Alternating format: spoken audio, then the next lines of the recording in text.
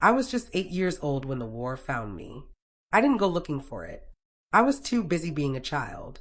Too busy chasing dandelions, humming lullabies, and watching my mama bake bread in an oven that always smelled like safety. But war has no manners. It doesn't knock. It crashes through the doors of your life and steals everything, all in a blink. My name is Elena, and I've carried this story for 81 years. You see these hands? She raises them slightly. Trembling, they used to be soft. They held a toy rabbit once. They pulled on my mother's dress when I was scared. Now they just shake. But not from fear, from memory. Let me take you back. It was 1944. Winter. I remember because Mama wrapped my scarf around my neck 3 times instead of 2. She said it was colder than usual, and my nose was already pink. We lived in a small village just outside Krakow. Papa had disappeared months earlier, taken, we assumed, by soldiers. But we never spoke of it. Speaking made things real. And silence was safer. Then one morning, they came. Uniforms, guns, screaming in a language I only half understood. They herded us like cattle, told us we were being relocated for our protection. What a strange word, protection. It felt more like punishment. We were allowed one bag. One. Can you imagine choosing one bag to carry your life in? Mama packed bread, a photograph, and my harmonica, the one Papa gave me before he vanished. You're my little bird, he used to say. Don't ever stop singing. She clutched my hand tighter than ever before. I still remember how it hurt, but I didn't dare let go.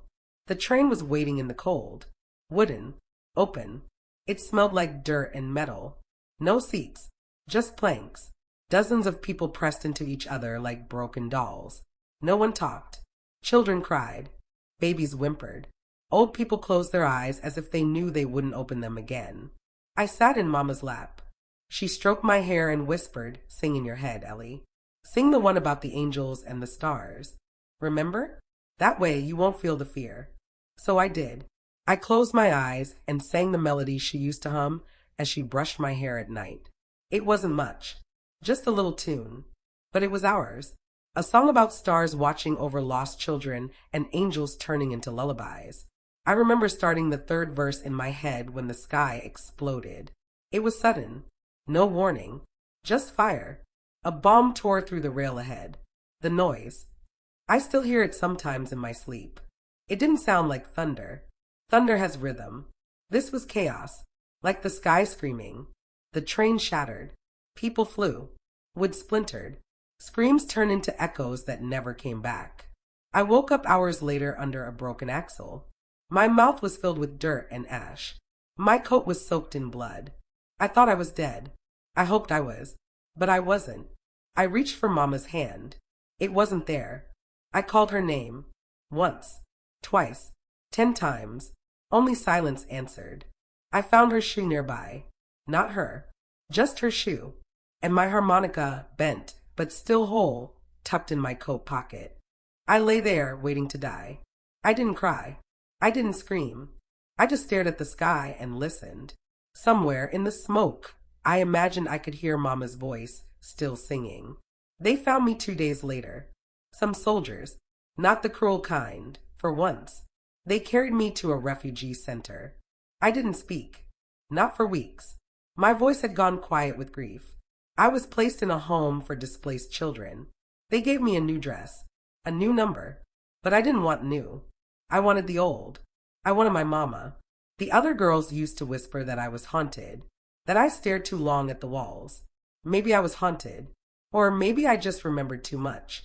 But the song, the one she sang, it never left me. Every night before I closed my eyes, I hummed it, quietly, as if my mother might hear it wherever she was. Years passed. The world moved on, built new buildings, started new wars, forgot old children. But I didn't forget. I kept the song alive, wrote it down, over and over, scribbled it in the margins of notebooks, napkins, postcards I never sent. I played it on broken pianos in forgotten rooms. I sang it in the shower when no one was listening. It became my memory, my prayer, my proof that she was real, that I was real, that what happened, happened. I became a music teacher in my 40s. Children would gather around me and ask, "Why is your music so sad, Miss Elena?" I'd smile and say, "Because it remembers things people forget." Now I'm 89. My bones ache. My eyes blur. But my voice still remembers. And this stage, this moment, I didn't come here to win. I didn't come for applause. I came because somewhere, buried beneath the soil of history, a little girl is still singing in a shattered train. And she deserves to be heard. She deserves more than silence. So now, if you'll allow me, I'll sing it. Not just for Mama, but for every child who boarded a train and never came back. For every lullaby that was interrupted by war. For every voice that went quiet too soon. Because they bombed the train. But they couldn't bomb the song. She opens the notebook. Her fingers tremble as they touch the old, crumbling pages. The audience is absolutely silent. Not a cough. Not a whisper.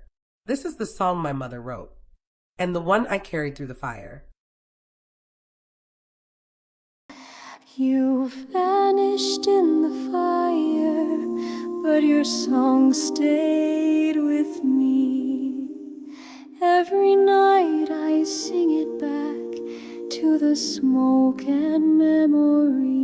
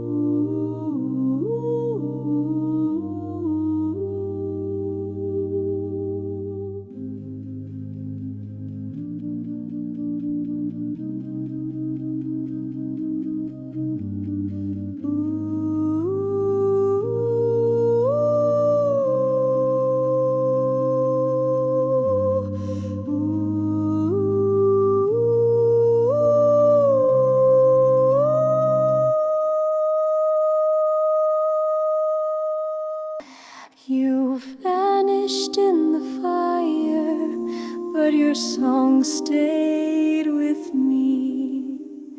Every night I sing it back to the smoke and